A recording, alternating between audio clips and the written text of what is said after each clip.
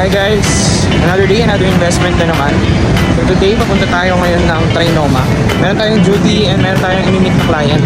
Grabe, ang lakas ng ulan ngayon. Pag yung uwan, sabi nila is super typhoon, signal number 5 sa Luzon. So ayun, palabas na tayo. Ayan na guys, ang lakas na ng hangin. Grabe, kita ba?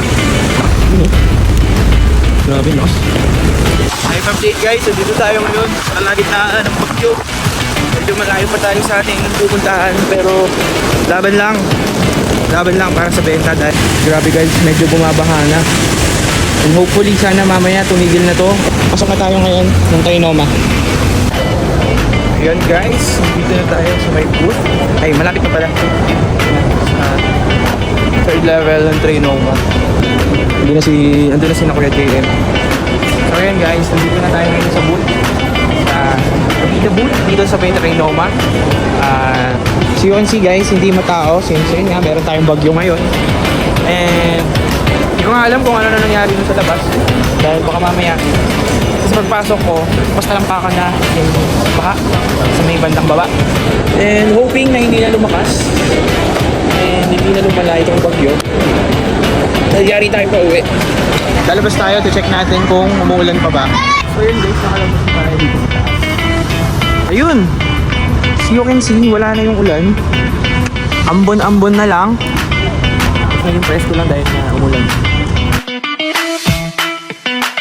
Dito kami tumatambay dati nung senior high kami. Dito. Tapos ng klase namin guys.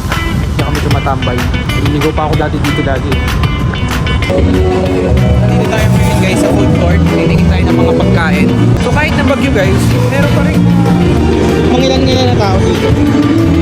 Mga touchable yata. Mga favorite ko sa KFC guys. Sisig rice bowl. So ngayon guys, bumili naman tayo ngayon. Katapos lang natin kumain sa KFC.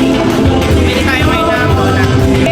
Kanina nung kumakain naman ako, hindi ko pala nabinit yung play. Dami ko kami nagsasabi. Anyways, kain ko na ako ngayon. Tapos na tayong kumain guys. Uwi na yata tayo. Kasi lumalakas na yung ulan daw sa labas. Dito na tayo sa booth.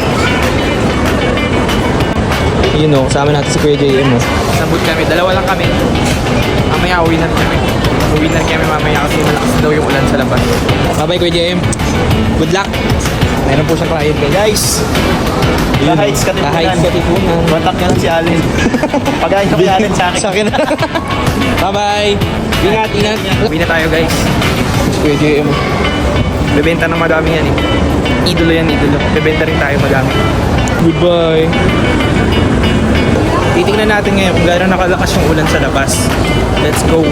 Actually guys, naisip ko sa LRT na ako maghanap ng client eh. Baka mangyari yung nangyari sa akin kay Aaron. Magbago yung buhay ko sa LRT. Saturation to LRT. So yun guys, bumaba na tayo ng LRT. Joke lang. Ano lang to, footbridge yun eh. Ano tayo, kumari si Aaron.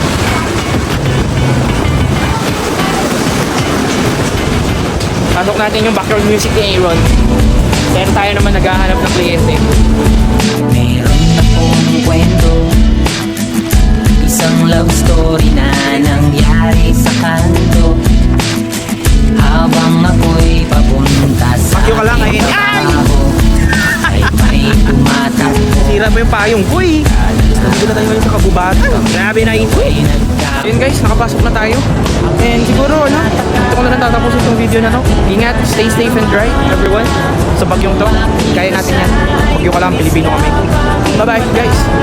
See you sa next na video. Let's go. Sana ay